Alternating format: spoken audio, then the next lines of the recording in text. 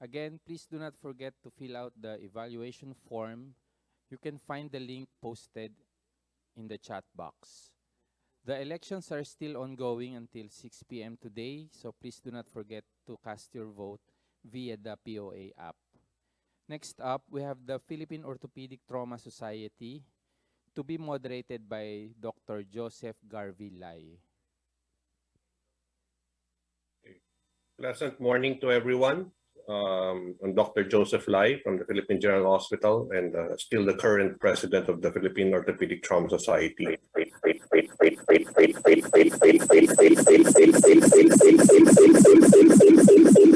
So for this morning's session, we will be tackling one of the problems we encountered during this pandemic. As we all know, at the start, we hardly knew anything about COVID. But after 2 years, we can probably say the incidence or the numbers have gone down, but there's always a threat that another surge or another variant will come up and it will again affect the entire healthcare care system of our country. One of the more vulnerable population with regards to this problem are especially the elderlies, who at the same time during this pandemic, in spite of the lockdowns and decrease in the mobility of the population, can still sustain fragility fractures. Because as we all know, even though they stayed mainly at home, falls can happen in the elderly, and which may be catastrophic if we did not address this as soon as possible. Anyway, for this morning, the first half of our session will be dedicated to lectures on this, the managing fragility fractures during the COVID pandemic. First up is Dr. Bernardino Alpuerto. He's one of our foot and ankle specialists, and he's giving a talk on a study actually that was made during this COVID pandemic entitled Managing Fragility Hip Fractures During the Time of the Pandemic, What Have We Learned from a Local Experience? It's actually a multi-center study. Next up will be Dr. Arwin Tabu, who is our main advocate for orthogeriatric multidisciplinary care and the establishment of fractulation service. We'll talk on acute surgical management of COVID-19 positive elderly patients with hip fractures. Okay, and finally, our third speaker will be Giorgio Delgado, a joint reconstruction specialist, also one of our young stalwarts, who will be discussing multi-center implementation of orthogeriatrics in the fractulation service. After these lectures, we will then proceed to our case presentation with the following panelists. We've invited prominent orthopedic surgeons in the person of Drs. Adele Balen and Ben Chua. He will be joined by Dr. Giorgio Delgado and Bernie Alberto. And we also invited an anesthesiologist in the person of Dr. Lon Magubat and a family med physician, Dr. PJ Francisco. All of them will give their insights in the management of a COVID-positive patient with a fragility fracture. And for this second part, Dr. Atabu will help co-moderate this. Okay, let's start with the lectures. Thank you. I'm Dr. Alberto from OrthoPGH and would like to share our local experience in managing hip fractures during the pandemic. I would like to begin with saying that our current population is getting older. In the Philippines, our life expectancy right now is around 71.41 years old, and it will continue to increase in the years to come. As we age, the risk for having osteoporosis will also increase, and so are fragility fractures.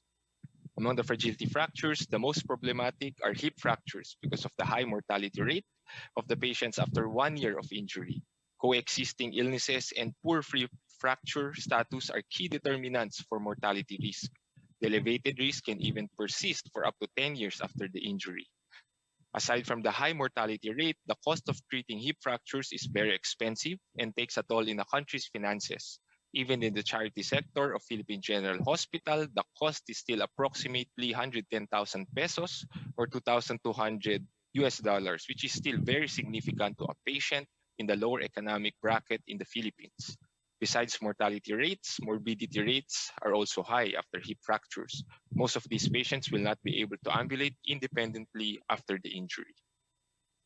Because of the high morbidity and mortality rates of hip fractures, the orthogeriatrics multidisciplinary team and the fracture liaison service were established in 2017 in PGH. The main goal of the team is to hasten surgical intervention for hip fracture patients because it is now established that delays in surgery more than 3 days have a great impact in mortality rates. The team immediately gets together the moment the patient gets admitted in the ER, provide acute holistic management, and convene to be able to schedule the earliest, safest time to perform the surgery. Afterwards, the FLS will enforce osteoporosis management and secondary fracture prevention, and more importantly, monitoring to ensure compliance in follow-ups and medications of the patients. The presence of the pandemic posed a big threat to most healthcare services and especially in managing fragility hip fractures. Despite a total decrease in overall trauma ortho cases in 2020, globally the incidence of fragility fractures remained the same. And so health protocols in each hospital should still have provision to prioritize these patients. And so with the leadership of Dr. Arvin Tabu, we embarked on this multi-center study to look into our management of the fragility hip fractures during the COVID-19 pandemic in 2020. This is a team effort, and I would like to give a big thanks to all the key persons involved in each institution who helped and made this study possible. Our primary objective is to know how the pandemic affected our overall care of these patients. We also wanted to know the different clinical characteristics of patients during the pandemic and to relate the different factors involved in the 30-day outcomes in terms of mobility, morbidity, and mortality of the patients. We also wanted to check the different factors that cause delays in admission and disposition, if surgical management is better compared to conservative treatment, and also to determine the current general status of the different orthogeriatrics teams in the different institutions in the Philippines. 12 institutions agreed to join us, with 7 being government and 5 being private institutions. The duration of the study was around 10 months. Patients equal or more than 60 years old are included. We exclude the fractures involved in high energy trauma, pathologic fractures, and of course in patients with no consent. We use the REDCap database to help us collate data. We determined the 14-day and 30-day outcomes of the patients. 158 patients were included in the study. The dropout rate was around 6%. The mean age was 77 years old, and most are females. 82% are freely mobile without AIDS, and most have mild to moderate controlled comorbidity. Only 6% of the patients are confined to indoor mobility, and majority have good cognitive function and not demented. The mechanism of injury was fall from standing height, and all except one patient had their injury at home, and there were also more extracapsular fractures. What is more surprising is that we only found out that 10% of the patients had anti-osteoporotic medications, and only 12% had anti-thrombotic meds prior to their injury. We only had 9 patients suspected of having COVID-19 infection, and 6 patients were confirmed to have COVID-19 infection with an incidence of 3.8%. This is relatively lower than other countries like in the UK and Indonesia with around 8.5 to 9% respectively. But you have to remember, this study is before the second surge with the Delta variant. There is significant delay from injury to admission, and this was around 3.5 days. Only 24% of the patients were able to seek consult within 24 hours of injury. The main reason for delays were fear of getting the COVID infection in public and in the hospital, and the other was transportation issues during the quarantine period. Average time from admission to surgery was approximately 5 days. The main reasons for delays were getting a cardiopulmonary clearance and the lack of hospital resources at that time of the pandemic to facilitate the surgery earlier. The average length of hospital stay was around 11 days with a wide range of days. Some patients even stayed for more than 2 weeks in the hospital. 80% of the patients underwent surgery. The most common procedure was partial hip arthroplasty. Though not significant, there was a trend to choose procedures which could be done quicker, especially in COVID-positive or suspected patients. The most important aspect in our results would be that not one single patient in the operative group became symptomatic for possible COVID-19 infection in the 30 days post-injury or surgery. This means that the safety precautions we placed within our hospitals were working in terms of preventing the spread of the virus to admitted patients. The average duration of surgery was around 2.53 hours with just 300 ml of blood loss. Majority of patients had spinal anesthesia as this was the preferred choice because of the documented fewer post-operative complications during hip fracture surgery, and it causes less aerosolization and less airway manipulation in possible COVID-19 infected patients. At day one post-op, 80% of the patients were able to sit up and 16% of them were able to stand and ambulate. Almost 90% of the patients were sent home directly upon discharge, and only 3 patients were transferred to the rehab ward, and only 1 patient developed post-operative complications, hence the transfer to a medicine ward. 6 patients were confirmed with COVID-19 infection.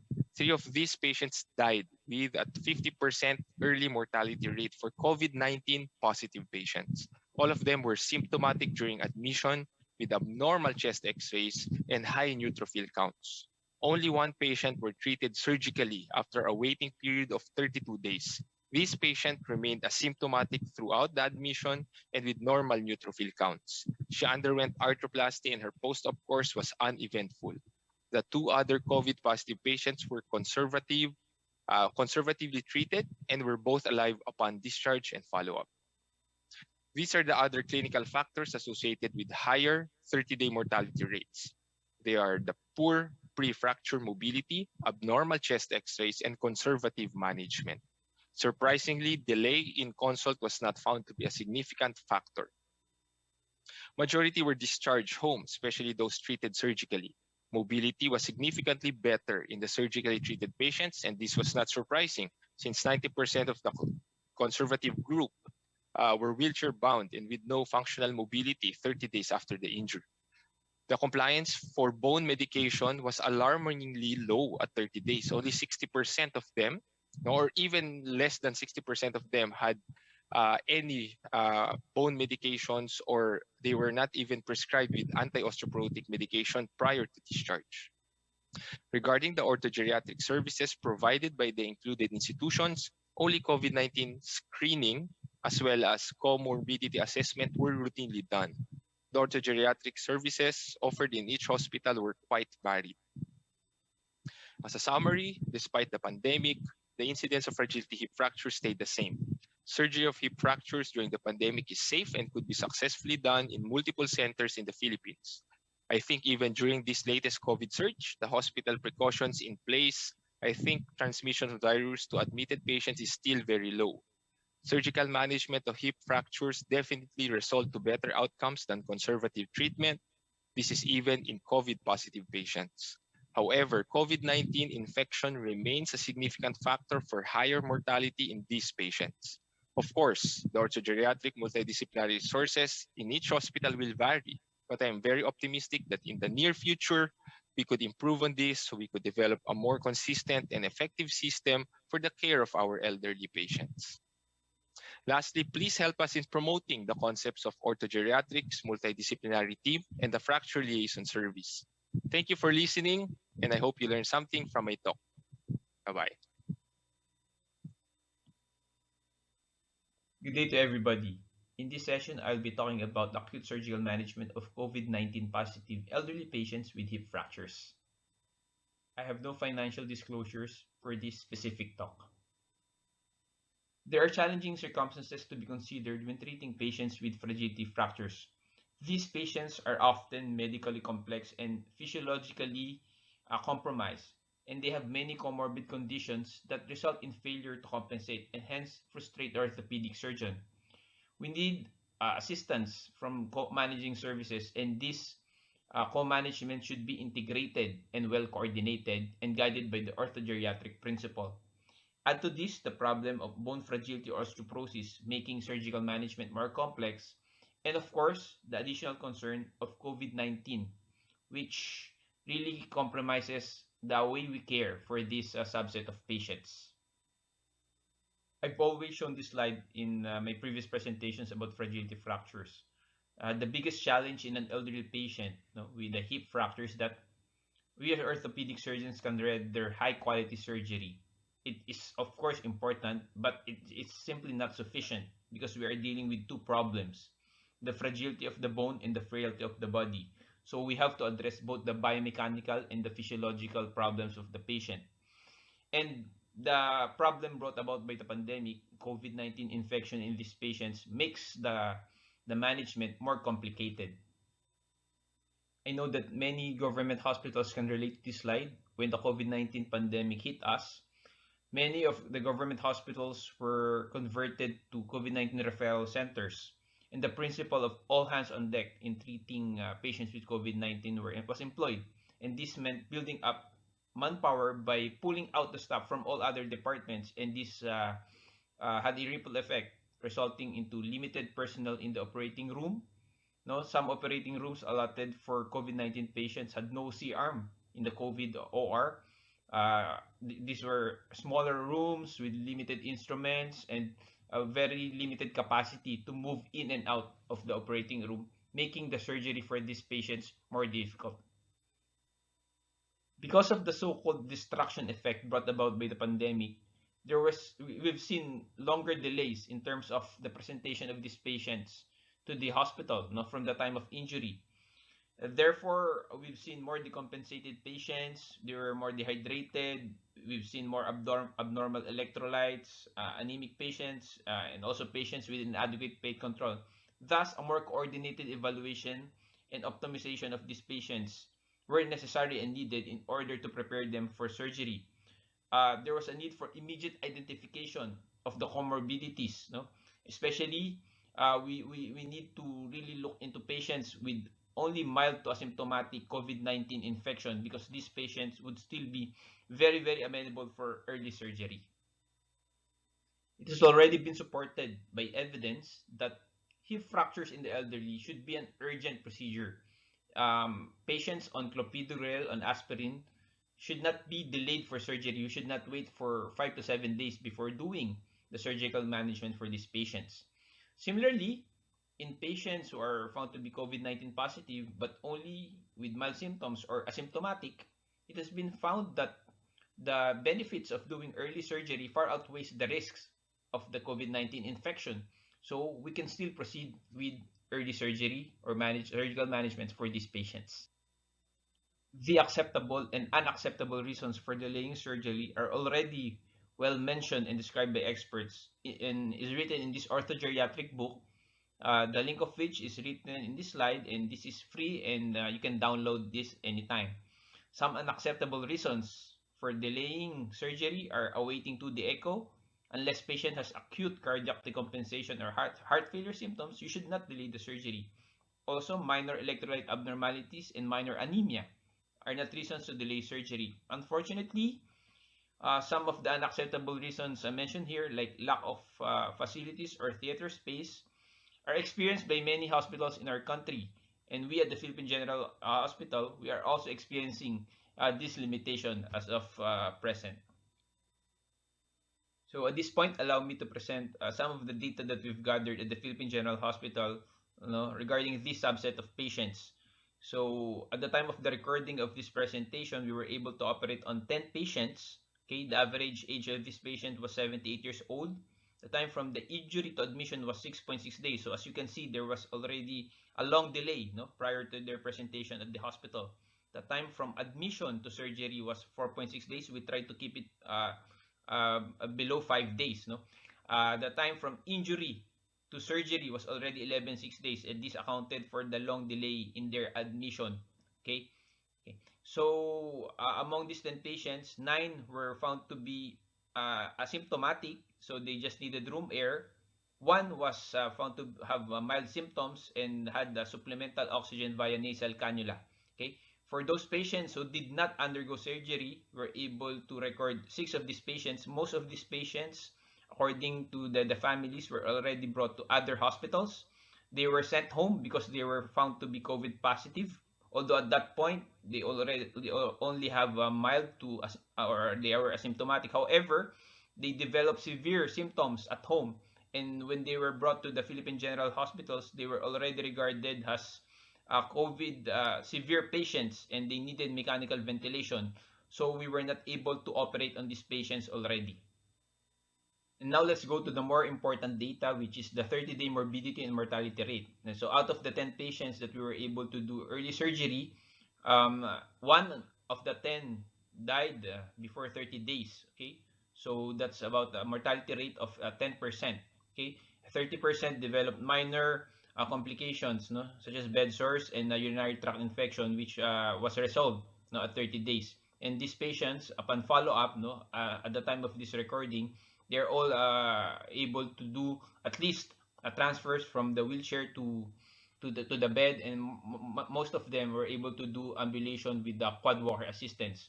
However, no, for those who were not able to undergo surgery, there were 6 patients. Okay, there was a mortality rate of 83.3%, meaning 5 of the 6 patients died. That's the reason why we were not able to do surgery in these patients. And of course, it was a 100% morbidity rate because they were all diagnosed with severe COVID pneumonia. Equally important is the vaccination status. No? Out of the 10 patients, 9 had complete vaccination, 1 had incomplete. But for the 6 patients, no, who were not able to undergo surgery, they had no vaccination at all. Out of the 10 patients, okay, who underwent surgery, 4 had femoral neck fractures and 6 had pertrochanteric hip fractures, and 9 underwent hemiarthroplasty, and only 1 underwent total hip arthroplasty. So for these patients, for us to be able to do early surgical management, because of the limitations in our COVID OR at PGH, wherein we did not have the benefit of the C-arm, the fracture table, only limited personnel were allowed to go inside the COVID OR, we had to innovate, and we had to do more of reconstruction procedures using arthroplasty as compared to fixation of the pertrochanteric fractures. So at this point, allow me to present some of our cases. The first one is that of a 78-year-old female, a previously home ambulator who was independent on ADLs. She's a diabetic, which is already insulin requiring, with severe osteoarthritis of both knees. She was found positive on COVID-19 RT-PCR test and was diagnosed as a COVID mild pneumonia patient. Okay. She was a febrile and had O2 sats of 96% on nasal cannula support. So after a thorough family meeting with the patient's daughter and the rest of the orthogeriatric team, it was deemed that doing an early surgery for this patient would be more beneficial to improve her chances of living as opposed to prolong the surgery because of the mild symptoms brought about by the COVID infection.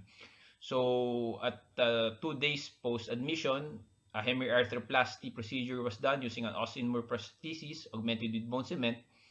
The surgery was uneventful. The anesthetist also performed a fascia iliaca block, which was more beneficial for this patient, decreasing the comorbidities which can be brought about by the anesthetic medications. Okay, so at 1 day post surgery, the patient was able to do sitting. Rehab was able to do sitting rehab for this patient, and at 28 days post-surgery, with a dedicated home rehab and falls prevention program, the patient was able to ambulate with assistance and with a single cane at home. Another patient is that of a 72-year-old female with an unstable fracture, pertrochanteric fracture of the right hip. The original plan of the team was to fix the fracture using a cephalomedullary device until the COVID RT-PCR test came back positive. So we had a dilemma as regards to treating this patient. So because at the COVID OR of the Philippine General Hospital, we had the limitation of not having a C-arm or a fracture table, with a limited capacity to have personnel go in and out of the COVID OR, our dilemma was whether to continue with the plan of fixing the hip using a cephalomedullary device, which we cannot really do ideally, given the limitations of our COVID OR, or to delay the surgery until the patient is recovered from COVID-19, which at that time was about 10 days. So what we did was, again, a hemiarthroplasty was performed for this patient using the calcar retaining technique. the greater trochanter was reattached, no, to the proximal femur. And with this surgery, immediate weight bearing was allowed for this patient with quad walker assistance at the COVID wards. Good perioperative pain control was achieved using the fascia iliaca block in coordination with the pain service. The FLS pathway was maximized, no, in terms of perioperative care for this patient. DVT prophylaxis was given at 1 day post-op, and anti-resorptive therapy for osteoporosis was given while the patient was still admitted, no, at the hospital.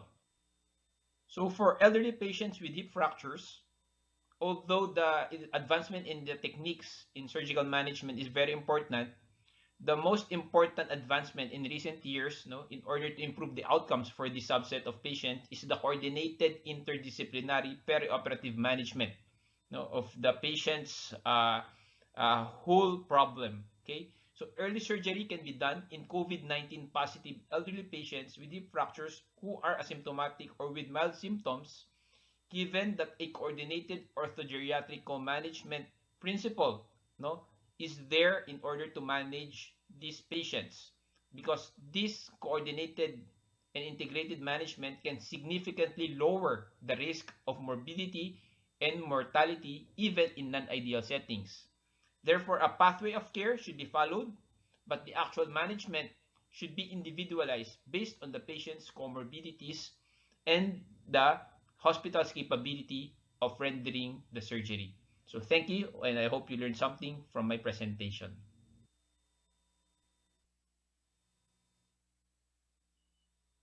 Hi, good evening to everyone, and thank you to the POA and POTS for inviting me as a speaker.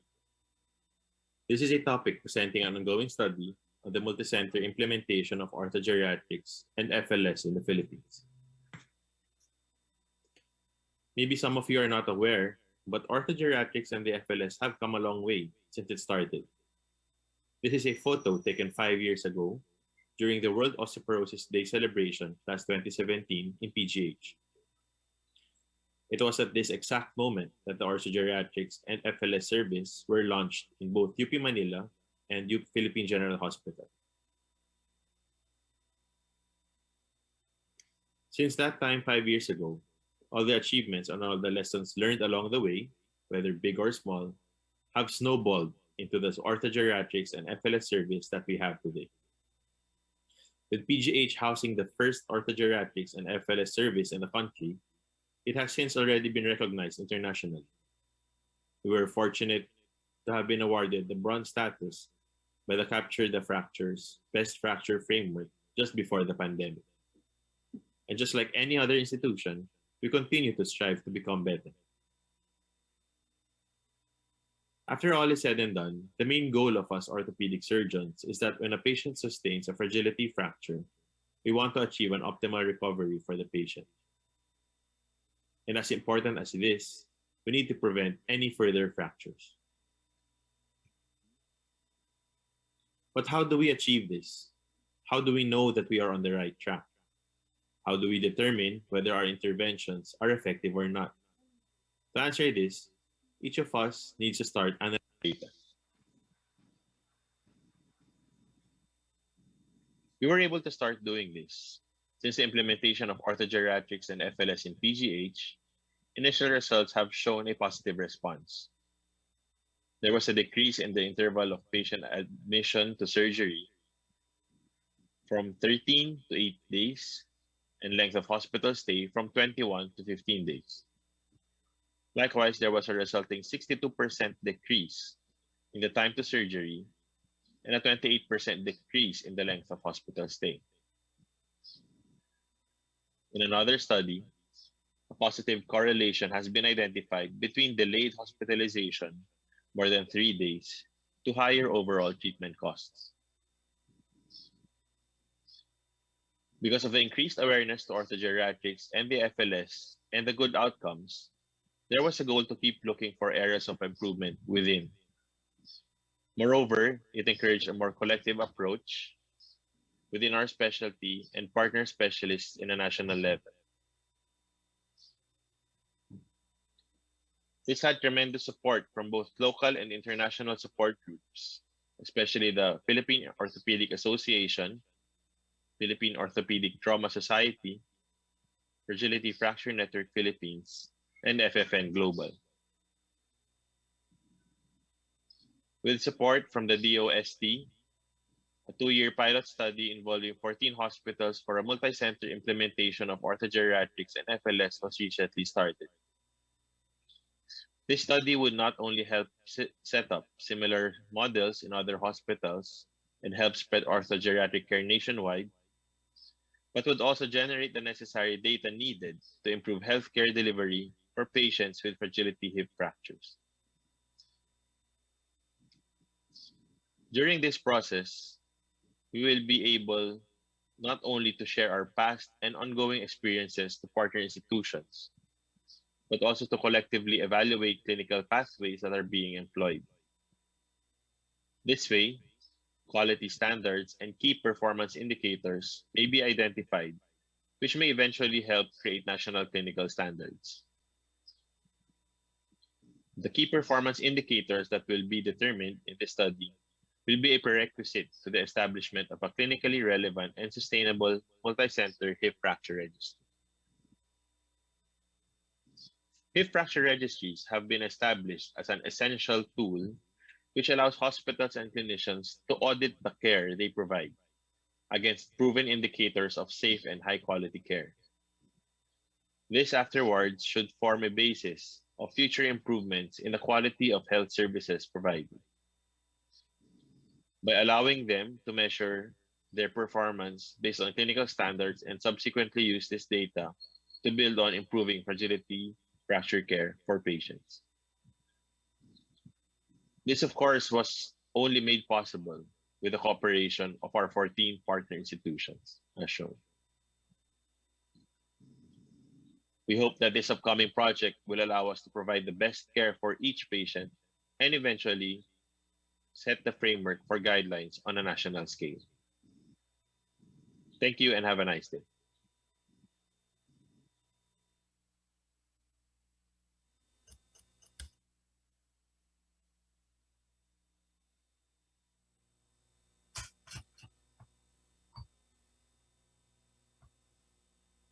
We will now proceed with our case discussion to be headed by Dr. Arvin Tago. Arvin? Thank you, sir. Actually, I'd just like to show this. Okay.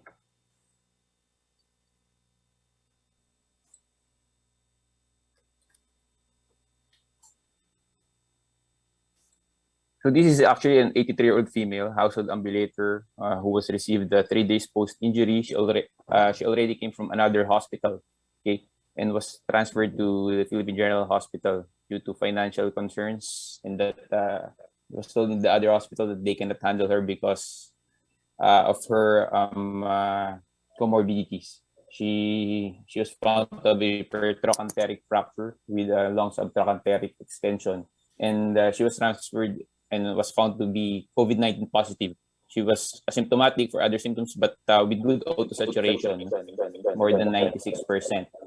The dilemma was because she was COVID-19 positive, was to either delay the surgery until she was cleared from her COVID illness, or to proceed with immediate surgical intervention at the COVID OR, with the limitations at our setting wherein we had no C-arm, no fracture table, with limited intra-op x-rays and limited personnel in our COVID OR. So that's our case, sir. So yeah, let me ask our panelists, especially our orthopedic surgeons, either Dr. Belen, Dr. Chua, Dr. Delgado here. So what would you do given this dilemma? Do you wait till the patient gets cleared of COVID, or do you go ahead and proceed with whatever surgical plans you plan to do? Adele? Good morning, everyone. So let's proceed to the case in the interest of time. For me, if the patient is cleared by pulmo and ID, mini and cardio as well, I will proceed with the surgery. Siguro, because with the injury open na already at the level of the subtroch, so I can wire.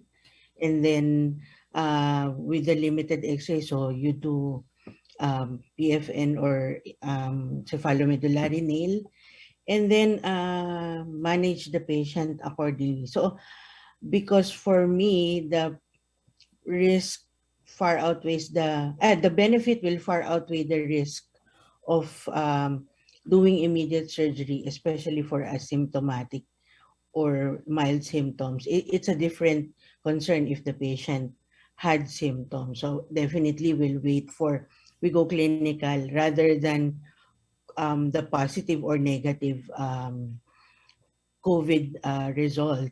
So that's what I would do. I would proceed with the surgery. Benji, can we get your insights here? Okay, sir. I had to deal with basically two scenarios during the pandemic, sir. One is in a private institution, one is in a government institution. Now, in the private sector, they were fast to adapt with the recommended protocols, with the COVID protocols in place.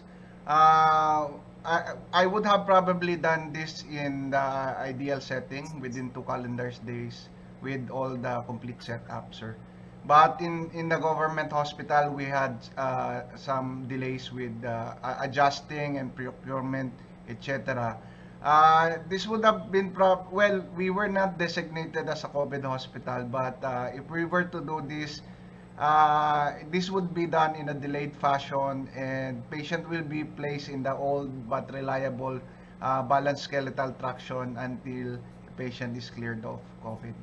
Or we might be doing this at the middle of the night with limited personnel and sterilize the room after. Yan. Yeah, so we see a bit of contrast, no? Especially from a private to a government setting. Okay, how about any other inputs, Doctors Alberto, Dr. Delgado? Hi, sir. Thank you. I fully agree with Dr. Belen.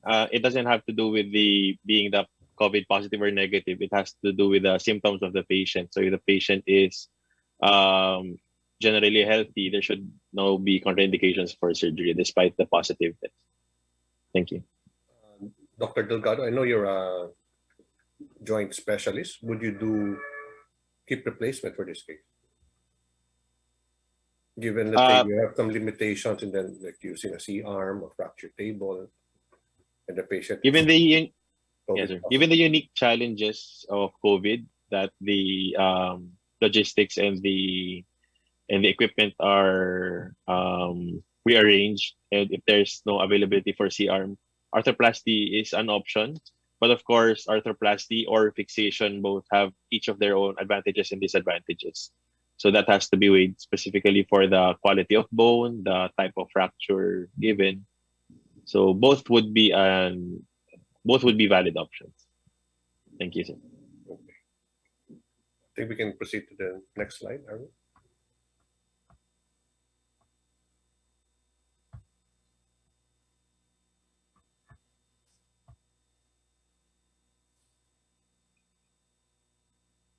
Oh, Arwin? Yes, sir. I'm just next slide. sharing my screen. Yeah.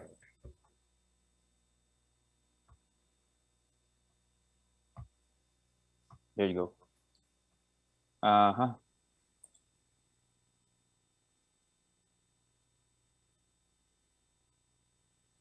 For this payment. So these are some of the questions we have for the patient. Okay. So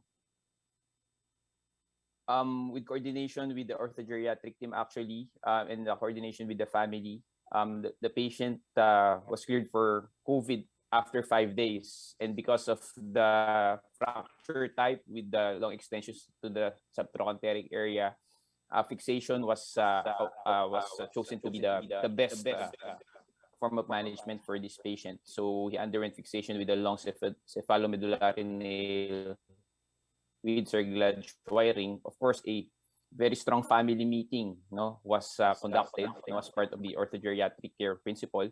And there was a close coordination and with the pain service and the rehab while the patient was awaiting for surgery. with good perioperative pain control to prevent the occurrence of delirium, bed sore, and mobilization was also done for this patient. Okay. Yeah. So Can I ask first, Dr. Magubat, our anesthesiologist, since for this particular case, there's maybe an additional delay of 5 days just to clear the patient of COVID, how would you or how can we provide pain management for this particular patient? Thank you very much, Dr. Lai, for that question. First of all, I'd like to agree totally with what Dr. Belen said. Really early surgery is very, very important in this patient. So I think I'm actually very much at odds with a 5-day delay just to clear the patient from COVID, given the fact that she was already presenting as asymptomatic. So it's just the risk of infection or contaminating or infecting the operators, which I think we all know how to protect ourselves from COVID. So in terms of the delay, it's good that they waited, but more ideal would be actually doing it within the 48, 72-hour time frame. That is ideal for these patients. Now, in terms of pain control, very, very crucial because of everything, the sympathetic response to pain, and of course, the prevention of delirium caused about by pain. So the ideal setup, which again is hampered by the presence of COVID, is giving an immediate preoperative block in the OR. So a fascia iliaca block or a PENG block can be done. So this is actually quite easy to do in patients without COVID. But again, with COVID, this may be more difficult because of the unique logistical operations. But that is ideal. If you cannot give a block, again, systemic IV pain medications would be the second choice. And usually in elderly patients, we tend to avoid NSAID. So you can start paracetamol round the clock and opioids. Usually tramadol, not very effective, may cause also delirium. So we start stronger, maybe a PCA fentanyl or morphine. Of course, going into or considering the fact that this may also cause its own problems if overdosed. So this has to be in concert with all the specialties, especially the pain control and anesthesia. So thank you very much. But I'd like to say, working with all of these patients, really, if the patient is not dying, in other words, not in respiratory distress or respiratory failure and cardiovascular failure, hindi siya nag-heart attack, we should go all the way. I think we should operate this. We don't even need to wait for a cardiopulmonary clearance. I think as long as the symptoms are good, I think it is really of benefit to the patient to have this done at once. Thank you. Okay, thank you, Lon. I'd like to ask PJ, our family physician, how can family medicine help in providing holistic care for our patients, especially who are COVID positive and with the fragility fracture, both before and during and after surgery? Thank you, Sir Joseph, for that question. So for family medicine, we address the frailty of patient that needs long-term care and support. So we do initial planning for long-term care, which involves the cooperation of the family and its other members. Pre-op, we can facilitate the discussion on what the procedure is.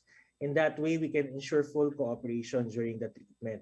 We also do comprehensive geriatric assessment to the patients to assess the following domains like functional capacity, risk of fall, cognition, the mood of the patient, polypharmacy, familial and social support, financial concern, what are the goals of care, nutrition, and if possible, we can discuss advanced directives.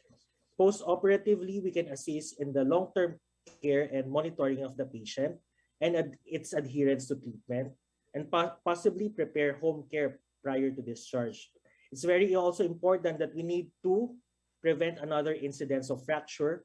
So we need to engage the family and whatever community resources they have. It's very important that we need to know that in order to prepare the patient for home care. Likewise, constant communication with the patient and their family and their primary care physician is very important to address any issues or concerns that can affect the recovery and rehabilitation of this patient. Thank you, sir. Yeah, thank you, PJ. Arvin? Is there anything else that we can add in this case? Actually, sir, I was just answering some of the questions. Okay, I guess we can entertain some of the questions. And given in the chat box? I think there's Actually, one sir, yeah, question. just like to share that for this patient, the reason actually for the delay was that in our setting, we had a very limited uh, uh, logistics in our COVID OR. We had no C-arm, no fracture table. The personnel were limited. So in order to do a good fixation management, we needed those instruments. So even if the surgery was delayed, and then the key is to have an interdisciplinary or multidisciplinary management, just not just to wait for 5 days, but during those every day that counts, we look into the patient, all the multidisciplinary team members looks at the patient, and we can still tie them over because we know that in most hospitals in the Philippines, the ideal setting is not present, especially in government hospitals. So for this patient, with the help of the interdisciplinary team, she was able to recover, and at 2 months post-op, with a good falls prevention and strengthening rehab, slowly she was able to get back to being able to walk again, even with the limitations. So the key is the multidisciplinary pathway of care. Okay, so I'll stop now. Yeah, I think just to answer again for the rest of the audience, there's a question about what if we don't have a orthogeriatric multidisciplinary team already set up in your institution. So how do you go about this? Arwin or? Yeah. To answer that, sir, we actually don't need the term orthogeriatrics does not mean that there should be a geriatrician in the it's about the age of the patients that we are taking care of. It's actually learning the principles of the orthogeriatric care pathway of scheduling the surgery as soon as possible, avoiding delays due to minor problems such as minor anemia, having blood thinners. Okay, the patient needing to the echo. It's already been debunked globally that these things are not reasons for the delay. So we just have to be, as orthopedic surgeons, we should lead the way, and put our foot down that this should be the way that the form of management for this patient should be done. I think Adele wants to answer. Okay, Adele, you have something to add?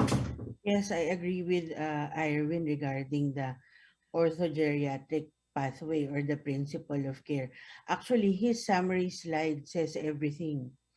The most important is the multidisciplinary approach to the treatment, the communication between all the attendings, the team, the different subspecialties, together with the family of the patient for goal setting. We have to be all on the same page.